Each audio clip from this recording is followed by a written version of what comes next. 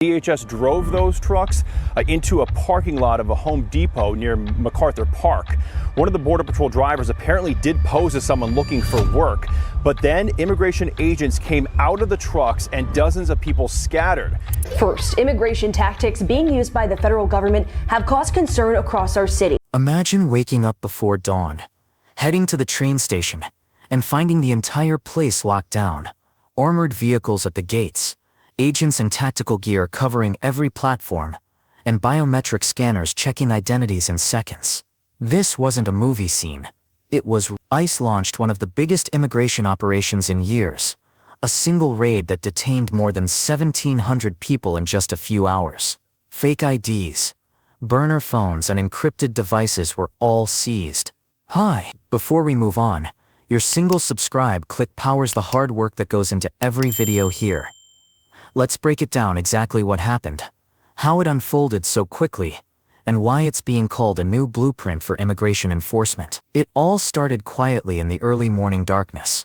By 4:30 a.m., a major train station in Texas had already been surrounded. Armored Department of Homeland Security vehicles blocked off key intersections.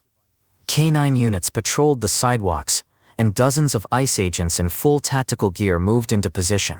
Every tunnel, platform, stairwell, and ticket counter was under surveillance. This wasn't a random sweep. It was a carefully planned operation that had been in the works for months. Within hours, the station was sealed off completely. No one could enter or exit without coming face to face with federal officers. As commuters began arriving for their morning trains, they were met with strict but calm instructions on where to go. For many, the scale of the operation was shocking. But for ICE, this was the result of long and detailed intelligence work. Agents carried portable biometric scanners, devices that could confirm someone's identity in seconds. If a fingerprint or face scan matched a record in their database, the person was quietly guided into a secure processing area inside the station. Their detainees were logged, searched, and sorted. Some had final removal orders that had been ignored for months or even years. Others had skipped asylum hearings or were caught with forged documents, and a smaller number were flagged for ties to smuggling routes or gang activity. Our KSAT crews recorded this video showing federal ICE agents detaining people outside of immigration court. And already this week, a protest in response. And we are getting new video out of South Texas this morning showing an ICE raid that put a lot of people behind bars.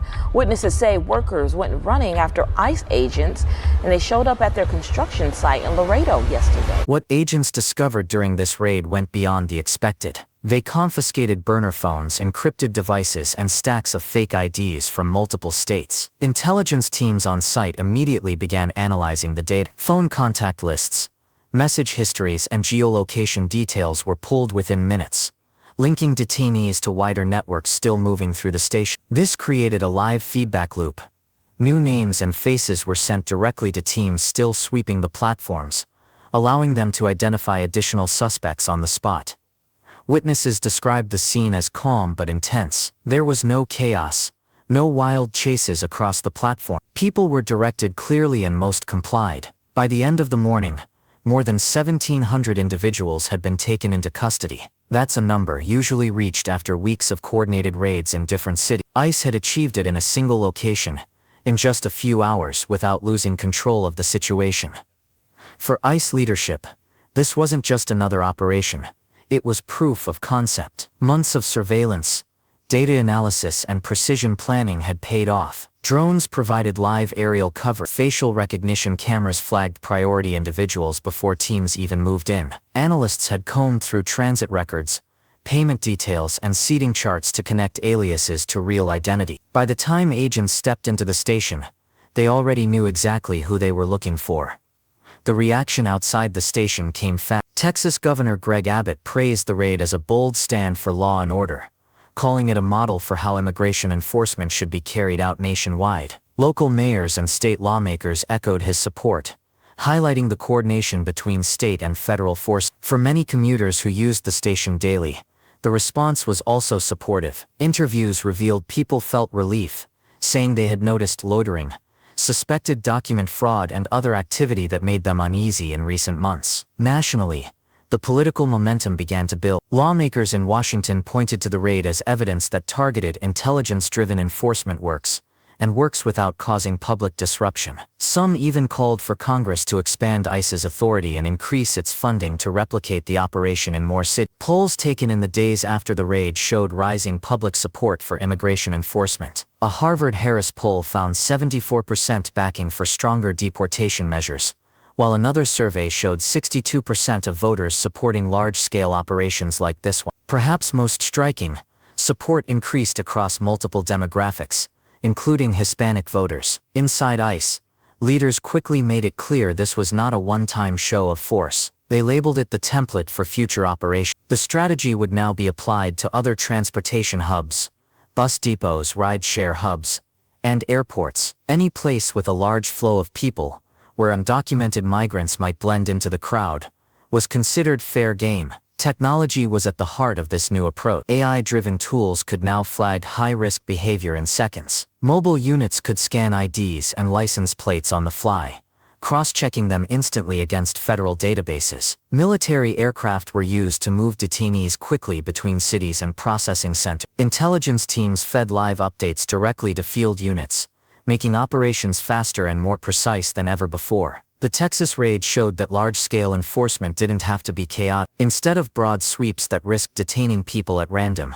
ICE was able to focus on individuals who had ignored removal orders, missed court hearings, or used fraudulent documents. The precision of the operation not only made it more effective, but also boosted its credibility in the eyes of the public. Of course, such a large and visible action brought debates. Some critics questioned whether operations of this scale should be repeated at airports and city centers. Others warned about privacy concerns with facial recognition and constant surveillance. But supporters pointed to the success of the Texas raid as proof that enforcement could be done in a targeted, controlled, and professional way. For ICE agents themselves, the mission was about more than just numbers. Many spoke about the importance of enforcing the law and keeping communities safe. They reminded the public that they don't make the laws, they simply uphold. And for those on the ground that morning, the sense of discipline and control was a testament to months of preparation. By the time the last detainees were loaded onto buses and the station reopened, the raid had already changed the national conversation. It wasn't just about border towns anymore. The focus had shifted to America's interior, to the places people pass through every day. Train stations, bus depots, airports. None of these were off limits. The Texas operation had shown what was possible when intelligence, technology, and manpower came together in a single morning. And for ICE leadership, the message was clear. This was only the beginning. Plans were already in motion to expand the model nationwide. The goal, according to former border officials, was ambitious. Thousands of arrests per day across multiple cities. With growing public support and political backing, the agency now had the momentum it needed to push forward. The Texas raid didn't just detain, it demonstrated a new era of immigration enforcement. One where operations are precise, intelligence-driven, and capable of reshaping the debate in just a few hours. For many, it marked the start of a larger national strategy that could define immigration policy for years to come. What we saw in Texas may soon become the new standard across America. ICE has proven it can combine intelligence, technology, and discipline to carry out massive operations with precision. But what do you think? Should these biometric raids expand to airports and bus depots nationwide, or should they remain limited to high-risk areas?